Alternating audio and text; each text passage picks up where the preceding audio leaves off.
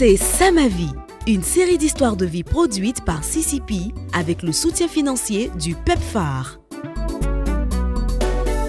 Bienvenue dans le 3e épisode de l'histoire de vie de Mathurin Amégué.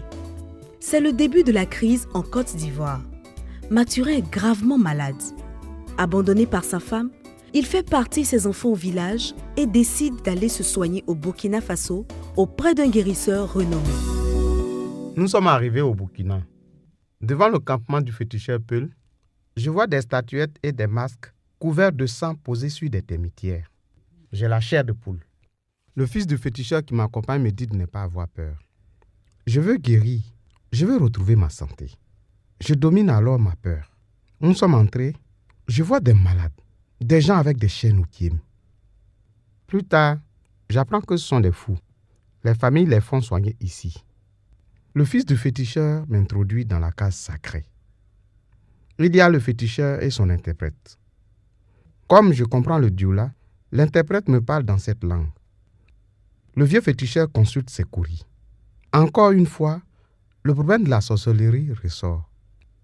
Il me demande de faire des sacrifices. Je donne 300 000 francs à son fils pour les sacrifices et pour mon séjour. Nous allons dans la forêt pour faire des incantations. Il me lave sur une termitière. Il me couvre de médicaments. Les jours suivants, on me chauffe du canari. Je me lave dans une grande calebasse comme ça.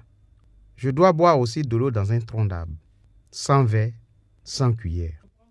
Et il y a des asticots dans l'eau. Je m'accroupis, je dois boire. Je n'ai pas le choix. Je fais un grand effort et je bois cette eau.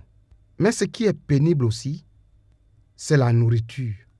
Le féticheur me met au régime sans sel, sans viande, sans poisson. Le kabato, le mil avec les feuilles de baobab et du soumara. Je ne suis pas habitué à ça. Pendant 1 an, le vieux me traite ainsi. Il y a des moments où je me sens mieux, d'autres où ça ne va pas du tout. Mais, toujours le vieux me donne de l'espoir, car les diarrhées se sont arrêtées. Mais, j'ai encore mal aux articulations et je fais souvent des palus. Le moment du dernier grand sacrifice arrive pour libérer le malade guéri. Le vieux féticheur consulte ses courriers et il lance les courriers. Il regarde la position des courriers. Il dit des paroles que je ne comprends pas. Il lance encore ses courriers.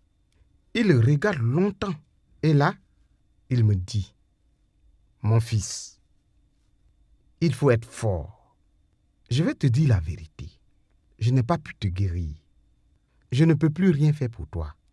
Tu ne peux plus vivre. » Quand il finit de parler, je ressens comme un poignard dans ma poitrine. Ah, avec tout ce temps que j'ai passé ici, vraiment, qu'est-ce que je dois faire encore? J'ai parcouru les féticheurs, j'ai vu des charlatans. Je suis allé chez les guérisseurs. De 2000 jusqu'en 2004. Tout ça pour zéro? Je n'ai plus rien à gagner. Je repense à ce que ma femme avait dit avant de me quitter. Que les sorciers m'ont déjà tué. Voilà que ce féticheur me dit la même chose. Je me dis vraiment, c'est fini pour moi. Qu'est-ce que je peux faire? Je décide de rentrer à Mankono. C'est à Mankono que j'ai commencé la vie active. C'est là que je me suis fait des amis. Je décide de rentrer à Mankono pour mourir dignement. Quand j'arrive à Mankono, malheur pour moi. Ma maison a été pillée. Je vais chez le chef de la communauté Yakuba. Il me donne un entrecouché. Je continue de chercher la guérison. Un soir, une évangéliste vient me parler de Dieu. Nous prions ensemble. Je prends tout ce qu'on me propose comme aide. Mais pour moi, tout ça c'est zéro. Car je tombe à nouveau gravement malade. Et là, je pense vraiment que ma mort est proche.